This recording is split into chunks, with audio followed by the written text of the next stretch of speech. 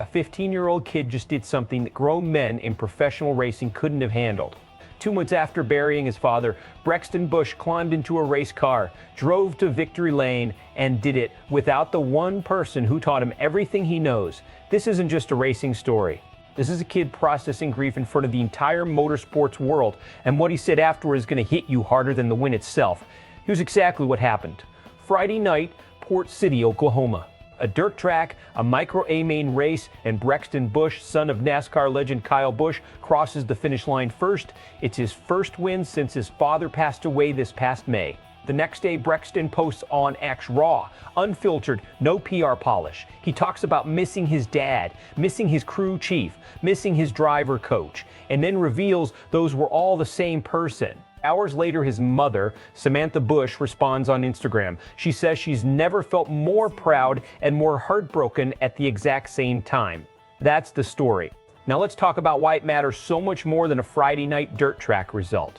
To understand why this win is so massive, you have to understand what Kyle Busch actually was to his son. Kyle Busch wasn't a distant NASCAR dad who showed up for the big races and left the rest to coaches.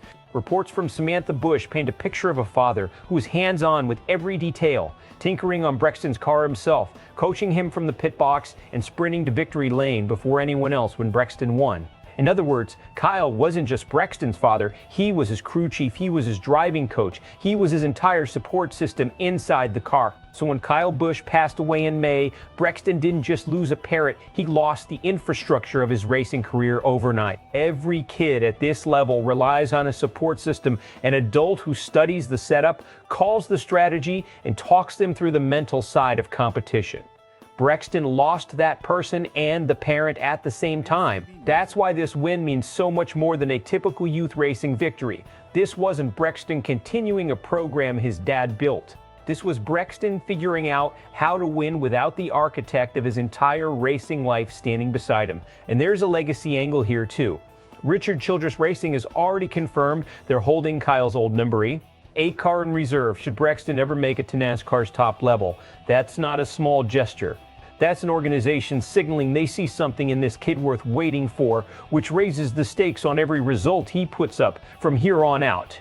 Now let's break down what's actually happening here, because there's more going on than just a feel-good story. First, the psychological weight of grief-driven performance. Sports psychologists will tell you that grief affects athletes in two opposite ways.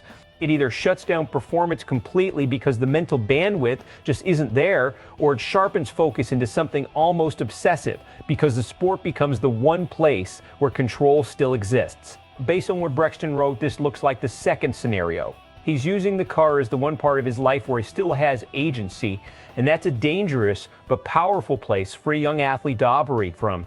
Second, the technical gap this win closes. Brexton specifically called out that he ran the top better than his dad did at that same track. That's not just a proud son comment. In dirt racing, running the outside lane, the top, requires precise car feel and split-second adjustment, exactly the kind of instinct a coach normally has to drill into a young driver over dozens of sessions.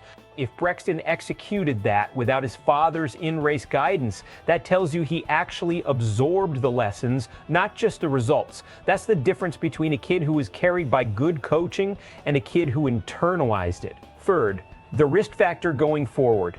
Grief can fuel a short-term surge, but it is not a sustainable long-term training system. The real test isn't this win. It's whether Brexton and his mother can rebuild a coaching and mechanical support structure that replaces what Kyle provided, because raw emotional motivation fades and racing at higher levels demands consistent technical development, not just heart. Fourth, is this smart or dangerous for his development?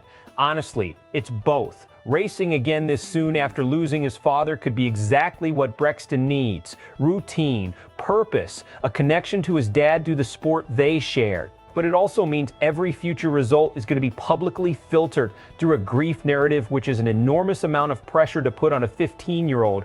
The Busch family is going to have to manage that spotlight carefully as Brexton's racing career continues to develop. The reaction to this has been split right down an emotional line. On one side, you've got the racing community rallying hard behind Brexton. Drivers, fans, and NASCAR insiders praising his resilience and treating this win as a genuine feel-good moment for a sport still mourning Kyle Busch. On the other side, there's a quieter, more uncomfortable conversation happening. People questioning whether a 15-year-old should be back behind the wheel and in the public eye this fast after losing a parent, or whether racing right now is genuinely helping him heal. Both reactions are valid, and both of them show just how much this story has resonated outside of the racing world entirely. So where does this go from here? Let's look at two scenarios. Best case, Brexton channels this grief into sustained development. The Busch family builds a strong coaching structure around him to replace what Kyle provided, and in a few years, we're talking about him as a legitimate NASCAR prospect. With that reserved number 8 car waiting for him at Richard Childress Racing, this win becomes the origin story people point back to. Worst case, the emotional surge that fueled this win fades. The pressure of being Kyle Busch's son without Kyle Busch's guidance becomes too heavy, and Brexton's development stalls without the technical foundation his father was providing. The story shifts from inspiring to cautionary, and questions start swirling about whether he was pushed back into competition too soon. Which one plays out depends almost entirely on what happens off the track in the next 12 months, not on the track. So here's the real question. Is this win proof that Brexton Busch is built to carry his father's legacy forward? Or is it too soon to tell what this kid actually needs right now? Drop your take in the comments. Do you think racing is helping him heal, or is the spotlight too much too soon? If you want more honest breakdowns like this one, no fluff, no fake drama, just real analysis, make sure you're subscribed to SportsWire USA, because this Busch family story is far from over.